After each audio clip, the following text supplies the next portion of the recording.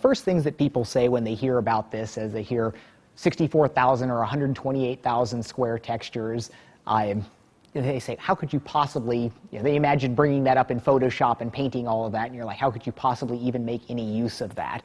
But it turns out it's really not like that, where you could use this technology and never even think about a big texture, because it could just make all of your texture budgeting decisions go away. You could just use it like any other game engine and not worry about texture size. You could make everything 2K or 4K textures on here. But for the outside landscape, we went through a few different cycles on figuring out how we want to build these worlds. And Enemy Territory was sort of the alpha test of this technical direction on here, where the idea for Enemy Territory was that we had a procedural synthetic way to create a base layer, and then you could go in and add some stamps on top of it. And we think Enemy Territory is best of breed at the moment. We think it kind of defines the high water mark right there. But we believe that we could go a whole lot further with what we're doing here. So we wound up, after evolving this over a few different levels, with 3 levels of interaction that you've got here. So to build one of these worlds, the artists first start off with whatever program they want, whether it's Modo or Max or Lightwave, and they build the world using as much textures as they want. They can use 20 gigs of textures. It just doesn't matter. They can choke whatever art program they want to with that to build this base layer. And you look at that and you can say, oh, that looks pretty good, but it doesn't have all the fine detail. It's got seams between textures where they meet up and all of these things. So we then have an intermediate layer where the dimmed areas here are the base layer that they built in the modeling program. The highlighted areas are tile maps.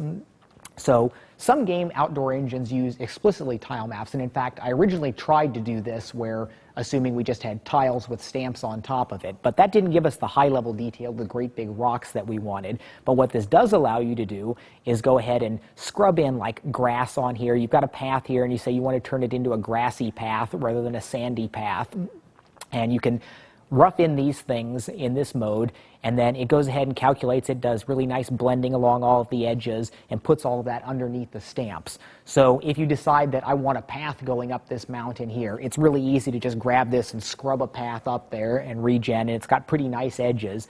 But then you can go into the real detail level with the stamping, where all these things that were on top of that grassy area that the artists had done were things that they had pulled from a palette, stretched, rotated, and dropped down here. And this is where you really get the level of detailing that you want, where you can go in and act like an artist would, where an artist doesn't, usually throw some huge glob up there. They take a more detailed tool and they drop it down in tens, hundreds, or thousands of different places. And it totally doesn't matter to us whether they drop down one giant rock piece or if they take one rock piece and stamp it down 1,000 times in different places. So we have this ability. You can take anything that you want. It's easy for them to create palettes of things like this, and they can drop it down. There's a lot of tools options that we have to mess with this. They can undo, redo, go through all of this. So it's obviously really easy to do. You can sit down and anybody can grab some things and say, I want to put some graffiti over here, or I think that this should go over here. But when you put it in the hands of a real artist, some of these results are just fabulous. And it's been very effective in terms of time to do this, where the total time to build this level is only about 2 man-months, and that's with us figuring out how the heck we're going to do this. But I think that and one of the things is, as we've spent more time on here, our standards are going up and up. I mean, the first things when we just saw a little hillside with them doing some things, I'm like, wow, that's really neat. But now, any area that an artist turns their attention to just winds up looking fabulous.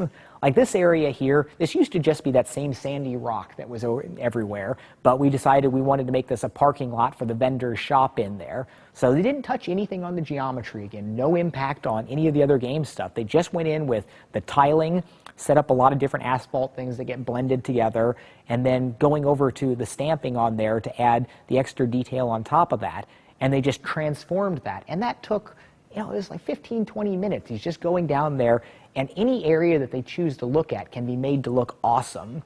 Now, of course, the corollary to this, though, is that we're making these immense worlds, so there's still some amount of balancing where they have to choose, okay, we have all of this area. Obviously, we don't want to spend too much time. Like if you zoom way out, the tops of the mountains and stuff aren't terribly detailed because the player's never supposed to get up there.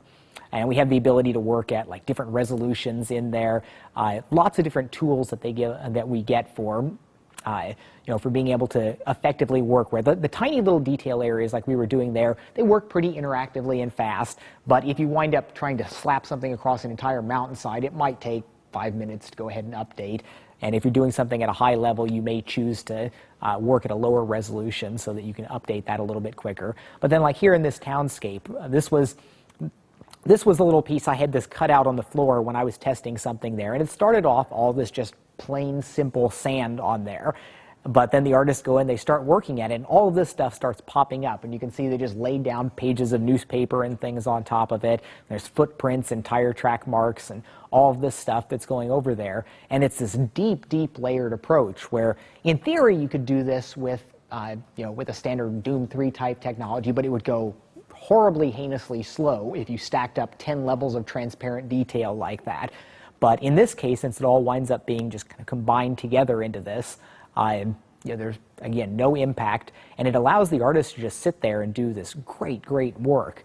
It's always kind of the most exciting part for me as an Engine Core technology programmer, where we reach this point where the artists are finally able to really start using the stuff, and it always goes way beyond. I'm not an artist. I have a limited, visual creative ability on here, where I figure, okay, I know what people are going to want to do, and I'm thinking you'll put a stamp under every tree so that it doesn't look like it just juts out of the ground, and that type of thing that was obvious to me that you want to do. But a lot of this level of detail that goes on in here, that's from the vision of an artist, somebody that really does see this.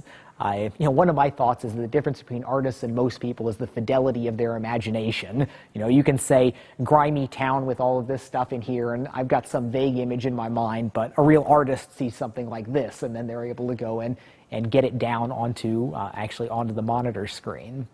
So it's pretty exciting about the possibilities and things that we've got going here. And we've been showing this to a number of other people in that we're pushing back a little bit more into technology licensing now, where we had huge success through the whole Quake 3 side of things, but the Doom generation of technology, we only wound up having a few other projects, id projects and Prey, largely because there's a few things that we missed on that.